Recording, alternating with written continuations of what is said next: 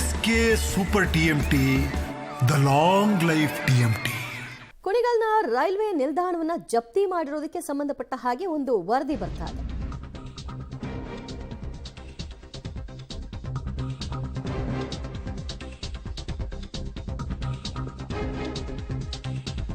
ಇದು ಸಂತ್ರಸ್ತರಿಂದ ಮಾಡಲಾಗಿರುವಂತಹ ಜಪ್ತಿ ಕಾರ್ಯ. ಜಪ್ತಿ ಮಾಡಿ ಪೀಠೋಪಕರಣ ಎಲ್ಲವನ್ನೂ ಕೂಡ ಹೊತ್ತೊಯ್ದಿದ್ದಾರೆ. ಕುಣಿಗಲ್ ಸಿವಿಲ್ ನ್ಯಾಯಾಧೀಶರಿಂದ ಜಪ್ತಿಗೆ ಆದೇಶವನ್ನ ಮಾಡಲಾಗಿತ್ತು. ಕೋರ್ಟ್ ಸಿಬ್ಬಂದಿಯಿಂದ ಕುಣಿಗಲ್ ರೈಲ್ವೆ ನಿಲ್ದಾಣಕ್ಕೆ ಬೀಗವನ್ನು ಕೂಡ ಹಾಕಿಸಿ ನಂತರ ಭೂಮಿ ಕಳ್ಕೊಂಡಿದ್ದಂತಹ ಸಂತ್ರಸ್ತರೇನಿದ್ದಾರೆ ಅವರಿಗೆ ಪರಿಹಾರವೂ ಕೂಡ ಸಿಕ್ಕಿರಲಿಲ್ಲ. ಇದೇ ವಿಷಯವಾಗಿ ಕೋರ್ಟ್ ಮೊರೆ ಹೋಗಲಾಗಿತ್ತು.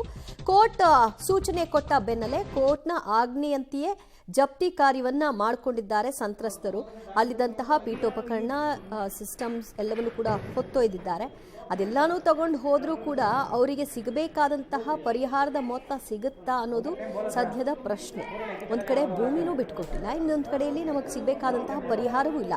ನಾವು ಅಲ್ದಾಡಿದ್ದೇ ಬಂತು, ಇನ್ನು ಎಲ್ಲಿಯವರೆಗೂ ಈ ಹೋರಾಟ ಅನ್ನುವಂಥ ಪ್ರಶ್ನೆ. ಈ ಹಿನ್ನೆಲೆಯಲ್ಲಿ ಕಾನೂನಾತ್ಮಕ ಹೋರಾಟಕ್ಕೂ ಕೂಡ ಆ ಗ್ರಾಮಸ್ಥರು ಮುಂದಾಗಿದ್ರು. ಹೀಗಾಗಿ ಕುಣಿಗಲ್ ರೈಲ್ವೆ ಸ್ಟೇಷನ್ ಸದ್ಯದ ಮಟ್ಟಿಗೆ ಜಪ್ತಿಯಾಗಿದೆ. ಬೇಗವನ್ನು ಹಾಕಿದ್ದಾರೆ ಸ್ಟೇಷನ್ನಲ್ಲಿರ್ತಕ್ಕಂತಹ ಕಚೇರಿಗಳಿಗೆ.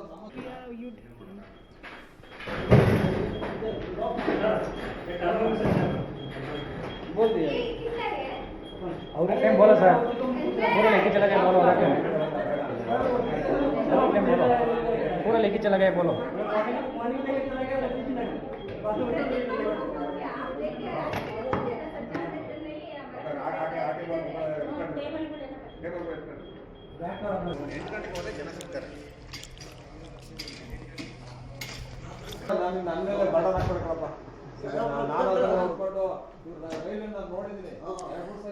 ನೈಋತ್ಯ ರೈಲ್ವೆ ಇಲಾಖೆ ರೈಲ್ವೆ ಹಳಿ ನಿರ್ಮಾಣ ಕಾಮಗಾರಿಗಾಗಿ ಅಂತ ತಮ್ಮ ನಿವೇಶನ ಮನೆ ಎಲ್ಲವನ್ನು ಕೂಡ ಬಿಟ್ಟುಕೊಟ್ಟಿದ್ರು.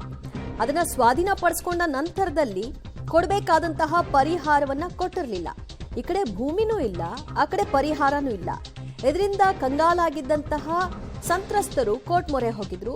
ಮನೆ ಕಳ್ಕೊಂಡಿದ್ದ ಮಲ್ಲಘಟ್ಟದ 2 ಗ್ರಾಮದ ಕುಟುಂಬಗಳು ನೈಋತ್ಯ ರೈಲ್ವೆ ಇಲಾಖೆ ರೈಲ್ವೆ ಹಳಿ ನಿರ್ಮಾಣ ಕಾಮಗಾರಿಗಾಗಿ ನಿವೇಶನ ಮತ್ತು ಮನೆ ಎರಡನ್ನೂ ಕೂಡ ಮನಸ್ಸಿಲ್ಲದೆ ಇದ್ರೂ ಕೂಡ ಬಿಟ್ಕೊಡ್ಬೇಕಾದಂತಹ ಪರಿಸ್ಥಿತಿ ಇತ್ತು. ಮಲ್ಲಘಟ್ಟದ ಮೂಡಲಗಿರಿ ಹಾಗೂ ಲಕ್ಕಯ್ಯ ಎಂಬುವರ ಮನೆ ಹಾಗೂ ನಿವೇಶನ ಈಗ ಕಳ್ಕೊಂಡ್ರು. ಅವರು ಕೋರ್ಟ್ ಮೊರೆ ಹೋಗಿದ್ರು. 2020ರಲ್ಲಿ ಇಬ್ಬರು ಸಂತ್ರಸ್ತರಿಗೆ 20 ಲಕ್ಷ ರೂಪಾಯಿ ಪರಿಹಾರ ಕೊಡ್ತೀವಿ ಅಂತ ಹೇಳಿದ್ರಂತೆ. ನ್ಯಾಯಾಲಯ ಕೂಡ ಅದರಂತೆ ಆದೇಶ ಕೂಡ ಮಾಡಿತ್ತು. ಸಂತ್ರಸ್ತರಿಗೆ ಪರಿಹಾರ ಕೊಡ್ತೀವಿ ಅಂತ ಹೇಳಿದ್ದಷ್ಟೇ ಬಂತು. ಬಟ್ ಆ ಪರಿಹಾರದ ಮೊತ್ತ ಏನಿತ್ತು ಅದು ಅವರಿಗೆ ರಿಟರ್ನ್ ಸಿಕ್ಕಿರಲಿಲ್ಲ.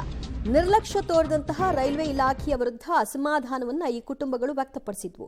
ಈ ಹಿನ್ನೆಲೆಯಲ್ಲಿ ಕುಣಿಗಲ್ ಹಿರಿಯ ಶ್ರೇಣಿ ಸಿವಿಲ್ ನ್ಯಾಯಾಧೀಶರ ಆದೇಶದ ಮೇರೆಗೆ ಮತ್ತೆ ಇವತ್ತು ರೈಲ್ವೆ ನಿಲ್ದಾಣಕ್ಕೆ ಹೋದ್ರು.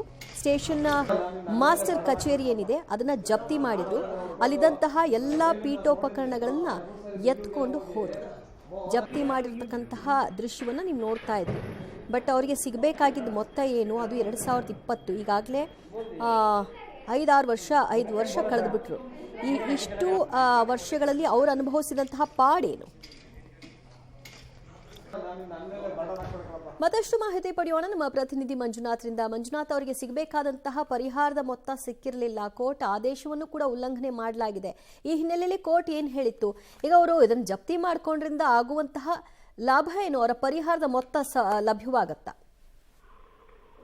ಇದೊಂದು ಅಪರೂಪದ ಘಟನೆ ಅಂತ ಹೇಳ್ಬೇಕಾಗುತ್ತೆ. ಯಾಕಂದ್ರೆ ಕಂದಾಯ ಇಲಾಖೆ ಆಗಿರ್ಬೋದು ಅಥವಾ ಭೂ ಸ್ವಾಧೀನ ಇಲಾಖೆಯ ಏನು ಇಲಾಖೆ ಇರುತ್ತೆ ಅದನ್ನ ಜಪ್ತಿ ಮಾಡಿದಂತ ಉದಾಹರಣೆಗಳು ನಮ್ಗೆ ತುಂಬಾ ಸಿಗತ್ತೆ. ಆದ್ರೆ ರೈಲ್ವೆ ಇಲಾಖೆಯ ಸ್ಟೇಷನ್ ನ ಜಪ್ತಿ ಮಾಡಿರುವಂತದ್ದು ಇದು ತುಂಬಾ ಅಪರೂಪದ ಘಟನೆ ಅಂತಾನೆ ಹೇಳ್ಬೇಕಾಗುತ್ತೆ. ತುಮಕೂರು ಜಿಲ್ಲೆಯ ಮಟ್ಟಿಗೆ ಇದು ಮೊದಲನೇ ಬಾರಿಗೆ ರೀತಿ ಜಪ್ತಿ ಆಗಿರುವಂತದ್ದು. ಹೇಳಿಕೆಯಲ್ಲಿ ಕುಣಿಗಲ್ನ ರೈಲ್ವೆ ಸ್ಟೇಷನ್ ನ ಏನು ಕಚೇರಿಯನ್ನ ಜಪ್ತಿ ಮಾಡಿರುವಂತದ್ದು ನ್ಯಾಯಾಲಯದ ಆದೇಶದ ಮೇರೆಗೆ.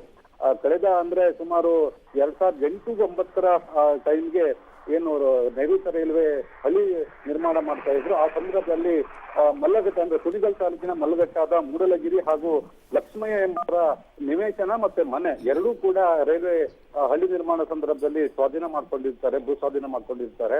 ಆದ್ರೆ ಕಿಂಚಿತ್ತು ಅತಿ ಕಡಿಮೆ ರೀತಿಯಲ್ಲಿ ಅವರಿಗೆ ಪರಿಹಾರವನ್ನು ಕೊಟ್ಟಿರ್ತಾರೆ. ಆದ್ರೆ ಅದು ಸಾಲಲ್ಲ ಅನ್ನುವಂತ ನಿಟ್ಟಿನಲ್ಲಿ ಅವರು ಕೋರ್ಟ್ಗೆ ಹೋಗಿರ್ತಾರೆ. ಕೋರ್ಟ್ ಕೂಡ 2020ರಲ್ಲಿ ಇವ್ರಿಗೆ 20 ಲಕ್ಷ ರೂಪಾಯಿ ಪರಿಹಾರ ಕೊಡಬೇಕೆನ್ನುವಂತ ಒಂದು ಆದೇಶವನ್ನು ಕೂಡ ಮಾಡಿರ್ತಾರೆ. ಆದ್ರೆ ರೈಲ್ವೆ ಇಲಾಖೆ ಅಧಿಕಾರಿಗಳು ಕೋರ್ಟ್ನ ಆದೇಶಕ್ಕೆ ಯಾವುದೇ ರೀತಿಯ ಕಿಮ್ಮತ್ತು, ಕವಡೆ ಕಾಸಿನ ಕಿಮ್ಮತ್ತು ಕೂಡ ಕೊಡಲ್ಲ. ಇದರಿಂದ ಮತ್ತೆ ಇವರು ಏನು ಸಂತ್ರಸ್ತ ಕುಟುಂಬದವರು ಮತ್ತೆ ನ್ಯಾಯಾಲಯದ ಮೊರೆ ಹೋಗ್ತಾರೆ. ಅವಾಗ ನ್ಯಾಯಾಲಯ ಈಗಾಗಲೇ ಕೊಡದೇ ಇದ್ರಿಂದ ನ್ಯಾಯಾಲಯ ರೈಲ್ವೆ ಇಲಾಖೆ ಅಧಿಕಾರಿಗಳ ವಿರುದ್ಧ ಕಟುವಾಗಿ ಟೀಕಿಸಿ ಅದರ ಜೊತೆಗೆ ಜಪ್ತಿ ಮಾಡುವಂತೆ ಕೂಡ ಆದೇಶ ಹೊರಡಿಸ್ತಾರೆ. ಆ ಒಂದು ಹಿನ್ನೆಲೆಯಲ್ಲಿ ನ್ಯಾಯಾಲಯದ ಸಿಬ್ಬಂದಿಗಳ ಜೊತೆ ಬಂದು ಸಂತ್ರಸ್ತರು ಇದನ್ನ ಜಪ್ತಿ ಮಾಡಿಕೊಂಡು ಪೀಠೋಪಕರಣಗಳನ್ನೆಲ್ಲ ಜಪ್ತಿ ಮಾಡ್ಕೊಂಡು ಹೋಗಿರುವಂತದ್ದು. ಸೊ ಕುರ್ಚಿ, ಟೇಬಲ್ ಇವೆಲ್ಲವನ್ನೂ ಕೂಡ ಜಪ್ತಿ ಮಾಡಿದ್ದಾರೆ. ಅದರಿಂದ ಅಲ್ಲಿರುವ ಸ್ಟೇಷನ್ ಮಾತ್ರ ಎಲ್ಲರೂ ಕೂಡ ನಿಂತುಕೊಂಡು ಕೆಲಸ ಮಾಡಿದ್ರು.